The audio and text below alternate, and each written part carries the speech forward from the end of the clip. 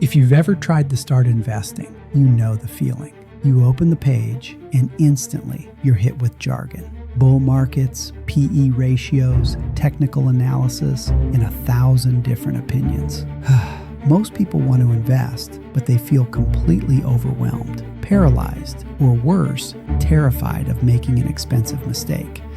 I get it. Investing feels like it's for math geniuses and Wall Street traders. Today, we're going to cut through all that noise. I'm going to walk you through investing, step by step, calmly, clearly, and without jargon, so you can start building real wealth with confidence. Let's start with the simplest concept. What are you actually doing when you invest? You are buying a small, tiny slice of a real, productive company. When you buy a share of Apple, you own a piece of the company that sells iPhones. When you buy a share of Disney, you own a piece of the company that runs theme parks and streaming services. As those companies grow, hire more people, and earn more profit over decades, the value of your small piece grows too. Investing works because the economy, over the long term, grows. It's not about luck or predicting the news. It's about participating in global business growth.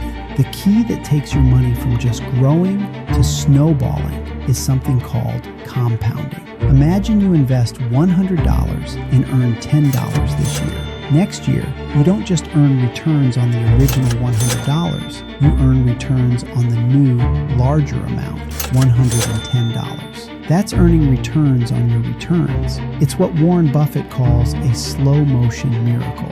It's why time, not brilliance, is your most powerful tool. The earlier you start, the more gravity your financial snowball gathers. Now that we know why it works, let's look at what you should be buying. As a beginner, you only need to know about 3 primary investment types. Stocks are direct ownership in a single company. They offer the greatest potential for long-term growth, but they are also the most volatile.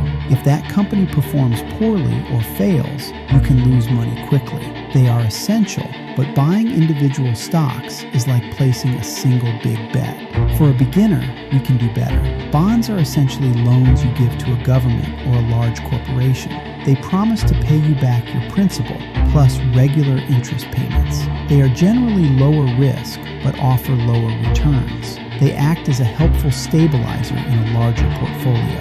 Index funds and exchange-traded funds, or ETFs, are the simplest, safest, and most powerful tools available to you.